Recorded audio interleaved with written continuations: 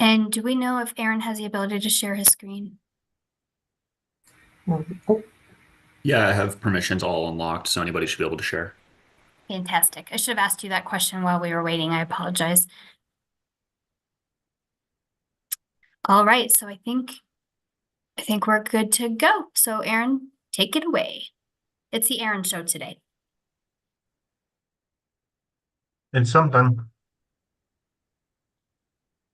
Hello, everyone. Again, Aaron Oberg, Director of Finance for the district, and I just want to go ahead and I will share my entire screen so we can work through each of the things that we want to touch on today. And Gina, can you give me a thumbs up? You should be able to see 2.4. Great.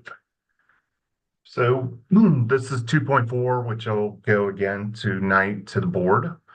I'm going to walk you through the pizzas of 2.4, and then there will be two additional pieces that we will walk through in more detail. So here we go.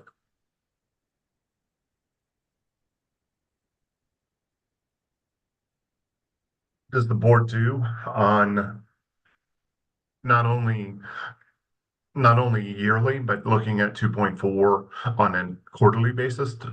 2.4 more than any other of the pieces that finance does is reviewed quarterly. The budget one obviously is dealt more with on an annual basis. Pieces of 2.14 or 2.4, sorry, are annual, but we'll take a look at each of these pieces. Here again, we just highlight the quarterly financial report, and that is shown every quarter, including the fourth quarter, showing the reserves and fund balance, our cash and investments. And you'll remember that last time we walked through the district's investment policy, how we're invested, and we worked with PFM, our financial advisors, to walk through the investment strategy of the district. Today, we'll walk through a little bit more about accounts payable. And we have, of course, bonds and borrowing. Bonds and borrowing are fairly self-explanatory in the fact that we can't borrow unless we tell the board we're going to borrow. It's 99 and 44 100% of the time. No one is going to allow us to borrow money unless they have something from the board that allows us to borrow the money. So everyone is pretty aware of what it is we do. The other thing that you've all seen as well, working with our external auditors, is our audit, and the auditors look through our internal controls, and we'll look through that again a little bit today. When we look at 2.4 overall, there's very specific groupings that we put this in together when we walk through it with the board. Some of this is the Department of Redundancy Department, and we'll be working with you and the board to look through 2.4 and ensure that what we're sharing with them is actually meaningful in a way that they can look at 2.4 and get the information that they need. The first is, again, reserves and restricts fund balance. The first is constitutionally required. So we set aside 3%, and it's defined in the Constitution what 3% of. Essentially, we're going to just call it revenue for a second. It isn't the technical definition. Essentially, it's 3% of revenue. Then the district does have multi-year obligations. It is the multi-year obligation for retiree payments. And this goes back a long ways to some of the employee agreements that were made. These aren't continued. They're the ones that are grandfathered in for individuals who've been with the district for a certain amount of time. And they have specific payments that are required under those contracts. We then do have our own contracts. The most significant one of those are the bond redemption and payment of the bonds. Within a document called the official statement, we are required to do continuing disclosures. It isn't only required under the contract of the continuing disclosures. It's actually also required by the SEC. because we are trading in marketable securities, namely the bonds. And underneath that, we are required through MSRB, which is the Municipal Rules Standards Board, or municipal, something like that. Trust me, it's one of those things. And underneath that, they have an EMMA disclosure piece where we're required to do all of our annual disclosures or continuing disclosures. Whenever those come up, we are required to load those to EMMA so that they're viewable by all of our bondholders. And we are also required under food service regulations under USDA, the U.S. Department of Agriculture, as well as under uniform guidance. We are required to properly reserve the fund balance for food service. These are federal funds. We can only spend nutrition federal funds on nutrition. So those funds must be tracked separately, reserved, and restricted for food service and food service only. And that means our national school lunch program as well as our breakfast program. We also do some snacks that are allowable under USDA, and so those are also tracked within the food service nutrition fund. Once we talk about reserves or restricted funds, the required set-asides, we also assign certain fund balances. Those assignments of fund balance are done by management. And where we look at those specifically is we have specific funds for base, we have specific funds for IT and curriculum reserve, as well as for risk. As you can imagine, we also have a separate athletics fund and a pupil activities fund where all of the monies that are collected for athletics or on the flip side for pupil activities, all of the fees, etc., are tracked in those individual funds. And we can't then take the fees that are paid for by the students and sweep those into the general fund and use them for general fund budgeting purposes. Those fees are limited both by statute and by district policy to be spent on the purpose for which those fees were charged and fees were then collected. We then look at also other board goals through the budget, and specifically that is around our mill levy, specifically the 2018 mill levy, and as ensuring that we're tracking those funds and reserving any of those pieces that are left over that we don't spend in any specific fiscal year. The remainder is our unassigned fund balance. The unassigned fund balance per policy should be 4% and no more than 8%. There is best practice under the Government Finance Officers Association, GFOA, for which we are members. A long time ago, they said that the standard would be 15%, which is essentially 2 months of salaries and benefits, and we would have an unassigned reserve for that. Then they adjusted that guidance and said that we should have an unassigned reserve for unpredictable volatility of revenue and expenditures. In other words, all of a sudden we have uninsured items or insured items under a risk policy for which now we need to pay a whole bunch of deductibles. We don't want to all of a sudden, if we don't have a significant risk reserve, if we were needing to dip into our unassigned, we want to make sure we have that available. You might remember in 2010, the General Assembly introduced, unbeknownst to everyone, the budget stabilization factor. When that budget stabilization factor came into play, that was unpredictable volatility. All of a sudden, our revenue was cut immediately within a fiscal year by 10%. And over time, it went up to, I think it maxed out somewhere almost at 17%, the budget stabilization factor. And now, as you know, for next year, it will be 0. but quite over the last 14 years has been a lot of unpredictable volatility. We also then had the COVID piece where we would have both volatility in our revenue and in our expenditures of the general fund. So under 2.4, we need to make sure that our minimum fund balance is that 4% and that we're meeting that. And you can see that we get nowhere close to that 8% fund balance. What I would also say here is there is an issue about over budgeting. In other words, say we over budgeted for a 15% fund balance, or because some small districts don't, their unpredictable expenditures are significant, they actually have a fund balance over 100%. But ours is limited to between 4 and 8.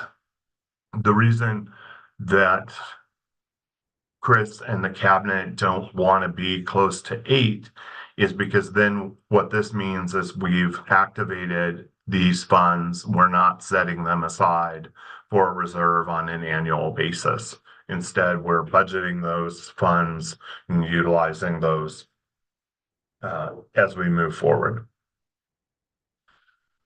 I'll briefly just touch on this. Again, this is our cash position, our investments, providing for liquidity. As we move into next year and we get to the first quarter of next year and we talk about this a little bit more, there is a new statute that was just introduced and comes into play starting in July, where we will now have a steadier flow of cash from the state, meaning instead of having this hockey stick, right now we have a significant hockey stick where all we're funded on is our state share of total program, which is smaller than our monthly salaries and benefits. So we're spending on a monthly basis more than we take in for the first 9 months. And it goes, so our fund balance, or not fund balance, our cash balance goes dramatically low into February. Then in March, our taxpayers we collect the deposits from the February first half tax payments. So in February, all of a sudden, our cash balance goes up, comes down a little bit in April, and then in May and June, we get the rest of our cash so that we're ending the year somewhere near where we started. But there was a significant drop in there. What the state is now decided to do, thankfully, is that the state share, instead of being divisible by 9 or by 12, will now be divisible by 9, which will allow us to ensure that we don't have this steep decline in our cash position. So very, very significant there. And then PFM walked us through our maturity and our overall credit position. Here's Aaron. our Hey, Aaron, I had a quick question. Sure. With that seasonality, when we do the budgeting, do we budget based on how much was collected in, say, March, April, and that guides the budget for the following year? Or are we budgeting for the following year based on an assumption of what we will think we will collect the following March, April? Fine. I mean, the mechanics kind of work out mathematically to be the same. It's just a question of, are you budgeting on the known amount that has already been collected, or are we budgeting on an amount that has an assumption of what is to be collected? Fine question. So we budget first on our assumed revenue, the assumed revenue of number of pupils that we expect to see in October. That October count is not final until November, which means we're already halfway through the year before we fully understand our revenue, which allows a little bit that fund balance, the unassigned fund balance, to provide that guidance. The other thing I would say from a cash liquidity standpoint, Mike, is the state has and offers, for this very reason, an interest-free cash flow loan program, and it's run by the state treasurer. We can participate in that interest-free loan program so that we never have that liquidity problem when we get into February. But as we set the budget and we look at our overall revenue, the two largest components of the revenue are mill levy overrides, which are set, those we will collect, and the state treasurer or the county treasurers, because they have the ability to sell people's property, and put liens on unpaid property taxes. We know we're going to get 100% of our mill levy override over time. The other piece is our total program funding, which is 100%, or not 100%, but it substantially relies upon what our October count's going to be. So when we budget October count, I don't want to say we're conservative, we're at least realistic. We know that we're in a declining enrollment district. We know that we're not going to have more or substantially more students next year than we have this year. So we stay relatively modest there. What that means for the upcoming year, and Gina will correct me if I'm wrong, somewhere between 20 and 25 teacher positions were able to be reduced through attrition for the upcoming year because we expect a lower pupil count. That makes sense. So we estimate that early and then set our expenditures around that estimated pupil count, which again for this year meant a reduction in the number of teachers. It didn't mean that any teachers were reduced for a reduction in force. It just meant we weren't hiring as many teachers through attrition or turnover. Does that make sense, Mike? Yeah, I think you answered my question, which was, I guess, what I'm inferring from that explanation is that the pupil count drives a state funding level that is independent somewhat of the actual tax-based collections. And the tax-based collections then, in the form of the mill levy overrides, those are locked, so you get those. And so it's really just a function of if there's a change in the tax base, it may change how much the state has to make up for in the funding they provide based on the pupil count. So the variability there is very, very small, right? Like you said, it's like almost guaranteed based on the student count. So that's helpful. That makes sense. The only caveat to that is in 2010 when they introduced the budget stabilization factor, which then is a factor of the state's ability to collect sales tax and more specifically income tax. So, and just to add to that, before they introduced the budget stabilization factor, they introduced rescissions. And so they required districts to hold back a certain percentage of their revenue and told districts to plan that they will be taking that money back. And that was before the budget stabilization factor.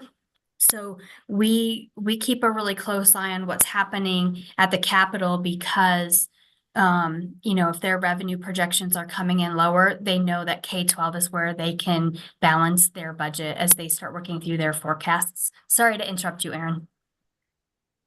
Got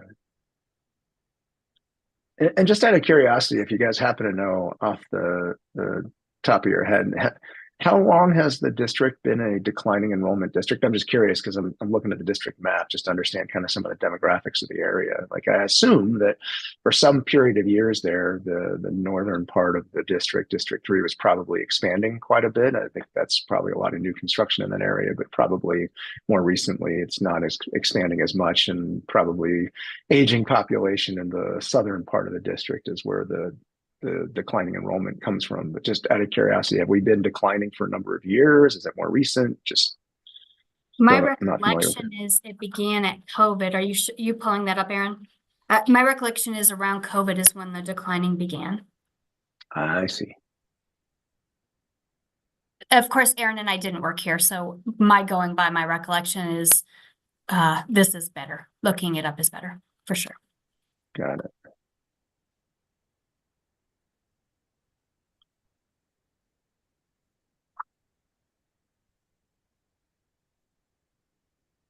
Oh yeah. So the peak was in like the 2010 range, 2010, 2012, 2013. Interesting.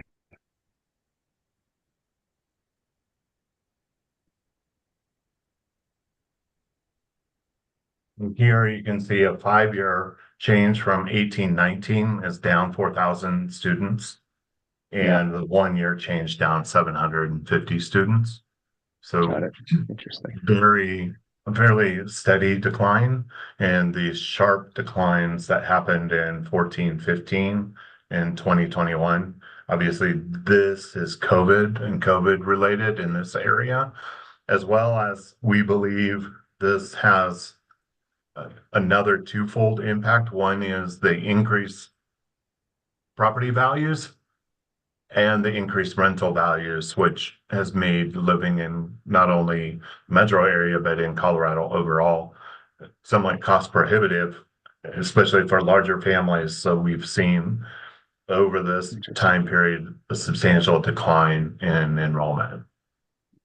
Interesting. And just because I'm looking at the district map and it's like the funniest jigsaw puzzle piece ever. Like the lines don't necessarily make a lot of sense to me, but so to the north is St. Vrain, to the west is BVSD. What's south and east of us? Just out of curiosity.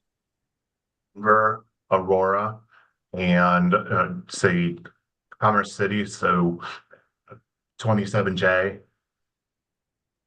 Adams 14. Adams 14. Oh, Adams 14. That's right. Adams 14 is to our east, and then to the south is that Adams 14 as well? Is it Jeffco? Jeffco's to the west of us, right? West to west. Okay. Hey, Aaron, did you hear that? I just got that right. I'm terrible with east, south, northwest. So St. Vrain. So here you can see that this is the percent change 2013 to 2023 of the metro area. So Mapleton, so here are the Adams, predominantly Adams County schools, Westminster 27J, 14. And you can see with the exception of 27J, which I think some of this might be charter school. Is some of this charter school related, Gina? probably. Yeah. And then here you'll see Sheridan, which is kind of smack dab and a little bit small, obviously smaller school district. But now we go to Arapahoe County, the 3 largest districts in Arapahoe County, all been declining. St. Vrain, we know, has been increasing in that whole area around Erie, all of that growth that has been happening around St. Vrain. The other thing I would say is that you'll notice that, not going to say it's strongly correlated between St. Vrain and Boulder. As Boulder has become more expensive, it's probably easier to move a little bit outside of Boulder into St. Vrain and live in a smaller or less expensive district. We're a little bit surprised over the years about Denver. There are pieces where they have substantially declined, but some of this has been more recently with an increase of newcomers. So there's a strong population of newcomers here. Then Dougco, I think, is somewhat surprising given that they are not landlocked to their south. There's a lot of growth available to the south towards Castle Rock, but still a significant decline, as well as Jeffco. So again, this is 2023. So 2013 to 2023. So over the last 10 years, you'll see in the overall Denver Metro down 5%. Pretty much, we can try to get as much data to you as quickly as possible. Well, that was really. I'm going to try to steer us back to the monitoring report, just because. Yeah, that's helpful. Thank you. A little bit over time for what we've scheduled for the first part, so we can wrap Yeah, that. no, it's helpful. Yeah. I appreciate that. Thanks, Aaron. As you can tell, we love talking about this stuff. So sorry for those of you who are like, this is making me crazy. Next piece is accounts payable and receivable. And as you can imagine, this is one of our highest areas where we really do have internal controls. This internal control policy and we'll walk through this a little bit more today because it's on the agenda. But we have a document that goes to the auditors every year. It has to do with all of our controls around all of our policies and cash, and we'll come back to that on the agenda. We already talked about bonds and borrowing. We're not going to borrow unless the board says we can. That includes bonds, as well as our COPs, our certificates of participation. Any of those monies and the proceeds of those monies are locked and spent for the required purpose of the bond ballot initiative and or the MLO initiative, and all of those costs are tracked separately. We've already talked about CLA, about monitoring audit compliance and internal controls. So CLA does audit compliance. They also do the internal control compliance as required under the federal rules. We do have the RFP process, which we've talked about.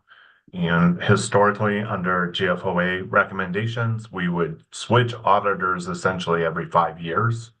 That has now changed to switching up a little bit of the audit team, and generally including the main audit partner or the lead on the engagement, so that it's just a bit of a rotation, and that has been happening with the district. Then when we talk about the quarterly financial statements, we look at a couple of different things. We help the board look at these 3 things. One is a comparison to prior year, the comparison to current year budget, and then a forecast of where we think we'll end the year. And that's essentially all of 2.4 in those largest buckets. Then with all of you, we dig a little bit deeper into each one of those pieces throughout the year so that you can see the notes and ask additional questions more specifically on each of those. Hey, Aaron, just a quick question. So quarterly, the board reviews that. Is that on calendar quarters, or is that more aligned with like the school district quarters? I don't. What's the timeline of that? And essentially, that's the same thing, but the year to date would be on a fiscal quarter. So June, we start our fiscal year in July. So Got it. And then so July to September, then through December, through March, through June. So we're in our 4th quarter right now. the March report they'd be reviewing now in May. Yes. So that is July through March, the first Right. 3 quarters of the year. Got it. Thank you. And ideally, Mike, we would be presenting the quarterly financials a month after the quarter closes. But because of different scheduling pieces, it needed to be pushed to May. But that's ideally, if it were up to me and Aaron, we would present it the month after. Great. Thank you. Now we're going to take some time to dig deeper into one specific piece, and this is on your internal control piece for today. So as you want to take notes, or we'll work on the monitoring report just after this, but here's the first main specific thing. And this deals with the requirements for accounts payable and our disbursement pieces. So let me pull up the actual report. Aaron, is this 2.414? Is that what you're doing?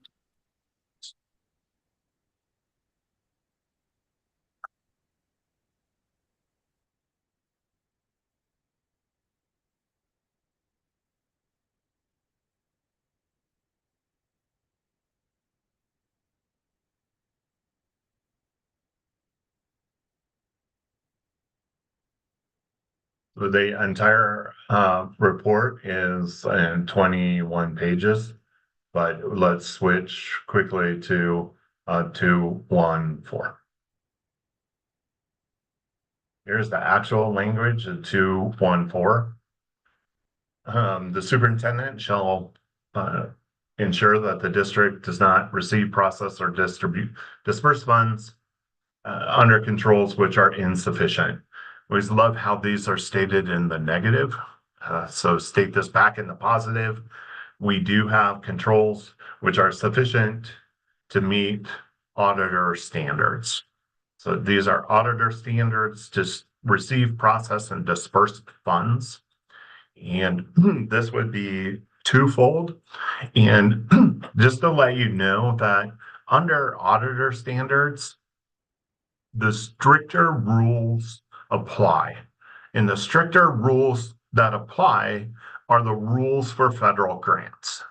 So as a district, we follow the auditor standards to disperse funds, both receive accounts receivable, process and disperse accounts payable funds to comply with federal audit standards.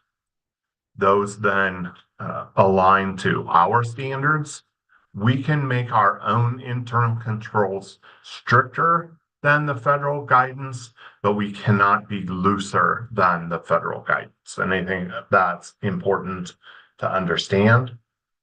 Then the superintendent has the interpretation of what that means, providing for separation of duties, fraud protection, and authorization process. Walk through that. And it's reasonable under both FAC review, the annual audit, and then the annual single audit, which delves deeper into our specific internal control. Our internal control off of the annual financial report, the audit, said that we are in compliance under the single audit, which ensures that we do not have, and this again is the negative, the audit does not identify deficiencies in internal controls. In other words, our internal controls are sufficient under federal law. What does that mean? We do the audit is subject overall to testing. And the audit also tests our specific internal controls around general disbursements. So we describe our purchasing policy and the multiple policies that are required under the district between how we do procurement, the signature authority on that procurement, our bid policy. Suspension and debarment is a federal requirement, very specifically. And then staff ethics, conflicts of interest, nepotism, which are then described in tract. We then talk about the individuals who are authorized to look at expenditures and expense policies. We walk this through the auditors, and those pieces are done in multitude of areas. So usually started by a bookkeeper or a secretary, office manager in a school or a department. Then it is signed off on by the budget manager, which is usually the principal, department chair, runs through purchasing. Our purchasing team also would look at it to ensure that it follows district policy around purchasing. So again, each of those are pieces of our internal control. That is our purchase authorization process as well, and through workflow through PeopleSoft, as well as workflow through our bid requirements and our bid requirement policy. The governance that's required kind of as a repeat of what they just said. Looking at overall purchase orders, And depending on the level of the purchase order, it would require Gina's signature and or the superintendent's signature. We look at P cards, other documentation and how it is set up. Then we have that's the purchasing cards. We also talk about employee reimbursements and how employee reimbursements are submitted.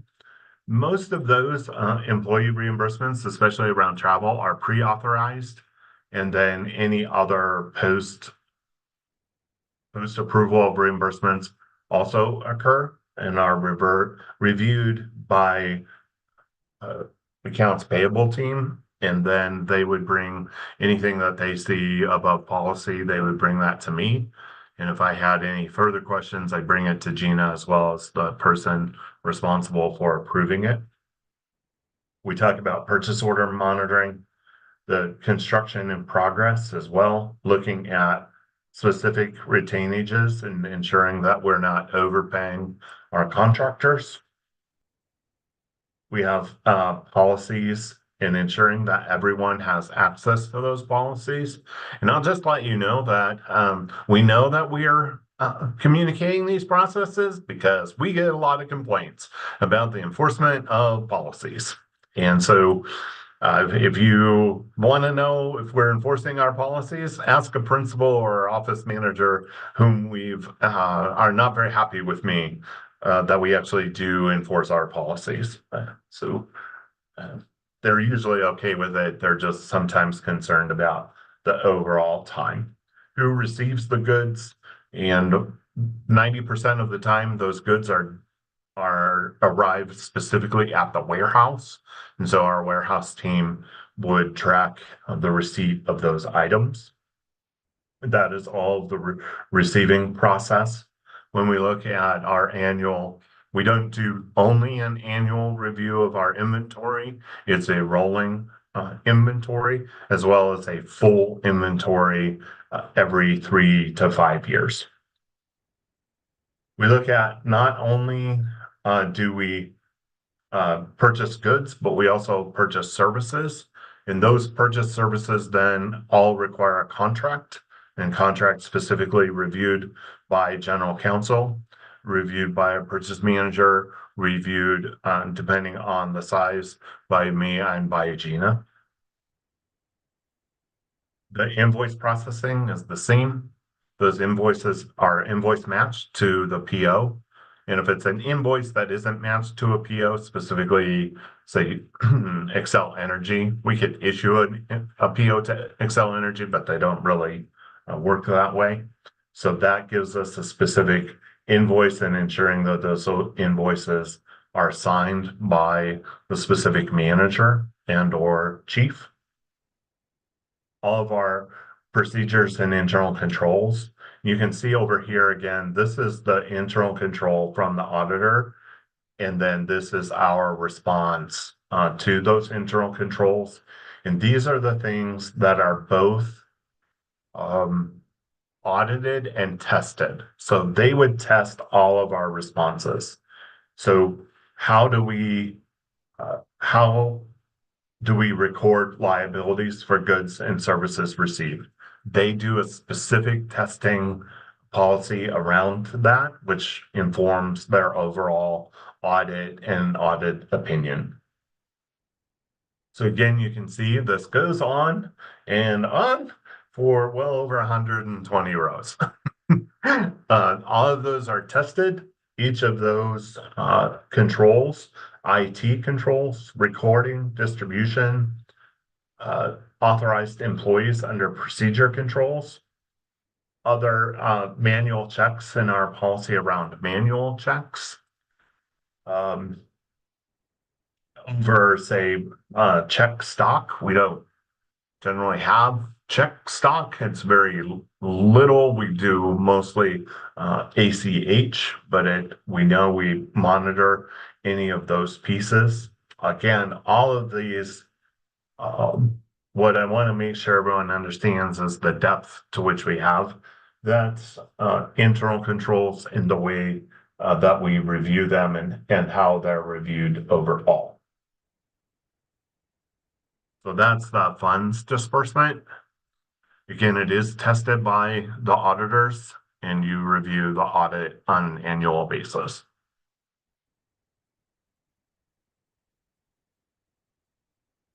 Okay.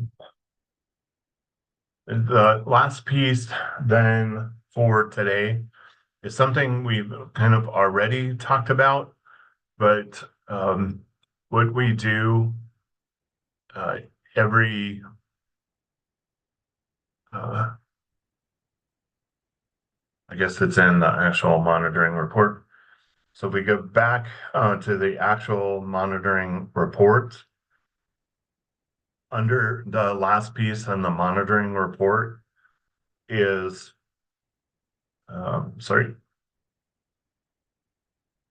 we look at the specific reasons and purposes for how we've spent and tracked our 1991 mill, the 2000 mill, what the original purposes were for those, supporting staff development costs, textbooks, school choice, school-based professional development, special ed, and campus supervision. And so we're tracking those specific expenditures by category to ensure that what we're doing is spending it on those categories. 2004 and 2008 support certified staff compensation, graduation requirements, student instructional supplies, ELL, utilities, communication, transportation, fuel costs, and the senior citizen work program. Again, all of these are tracked through the annual budgeting process to ensure what we're budgeting. These, as Mike mentioned, we reiterated these amounts. We know that we're going to receive $9.9 million for the 2004, 2008 mill levy, and we ensure that the use of those funds are being budgeted towards the advancement of these these pieces. When I would talk about district-wide utilities, pretty sure, without knowing exactly, but our district-wide utilities are more than $9.9 million. So we're going to be spending these pieces to help support this, as well as looking at certified staffing compensation. You can imagine that certified comp from 2004 has grown significantly. So we know that the use of those funds are being tracked and we are continuing to spend that. We know that because we haven't decreased our salary. When we look at textbooks and we look at what we're sharing with our charter schools around school choice, around professional development, the one I would highlight here is special education. We spend $50 million plus on special education. So this helps to support our overall special education program. Those are the 91, 2000, 2004, 2008. Then the most recent is the 5C or the 2018 mill. This is the only one that grows. This one grows by inflation every year. So we ensure that what we're spending it on is what we said we were going to spend it on. Here, it's reducing class sizes. And as you can see, the number of FTE that it allows us to, what I would say is it allows us to maintain. So in order to keep our class sizes low, we're able to, with these funds, to ensure that we maintain 53 staff. As we increase CTE programming, we're going to continue to go beyond this $2.6 million, is it allows us to ensure that we have approximately 33 staff to support CTE programming, our 18 academic interventionists for elementary and K-8s, our 25 FTE for development of new programs, teacher leadership, and professional development. One of the largest components, 40 FTE for counselors and social workers related to social and emotional learning. Then the curriculum related to that social emotional learning, 5 FTE. Preschool, as you know, we have universal pre-K now, but wanting to make sure that we maintain that in all locations, or as many locations as possible, upwards of 15 FTE. District crisis response and campus supervisors and supervision at our comprehensive high schools. This allows us, not that we just have 2 per, but those we're adding to, and I can't remember the exact number they already had, but this allows for the overall extension of those programs. So we identify and we ensure that we have these FTE established, and those FTE are supplemental to our normal budgeting process. Hey, Aaron, just another clarification question. I know earlier we were looking at the monitoring report in the form of a PDF that goes to the board. Is this a sorry, that was a PowerPoint. This is a PDF. Is this a PDF document that's specific to the mill levy policy that's provided to the board as well for review, or is this just kept offline and what they see is just that PowerPoint? So this is the 2.4 monitoring report. This is 21 pages. They received this full report. Got it. Okay, so this is part of what we were looking at earlier with that cover that looked like it was in PowerPoint. It's all one PDF together. I see. Okay, super helpful. Thanks. Yeah, we presented 2 different ways. We give them 2 different documents. One to kind of do just an overview of 2.4, and then this is the actual specific questions, the 14 plus questions that are asked specifically of the board. Got it. And just Okay, so this isn't specific to mill levies. It's just general. Okay. it's the whole report. And Yeah. just to add, Mike, you all have access to these reports both in the FAC Google Drive, but we also provide it to the board and it's on board docs. And so if you guys are interested in a quick navigation tip on how to get to those items, we'd be happy to show you. No, that's super helpful. Thank you. At this point, we're done with the initial part of the meeting, and now we would, I believe, Gina, we would stop recording and move into the meat of working on the actual monitoring report with the members of FAC.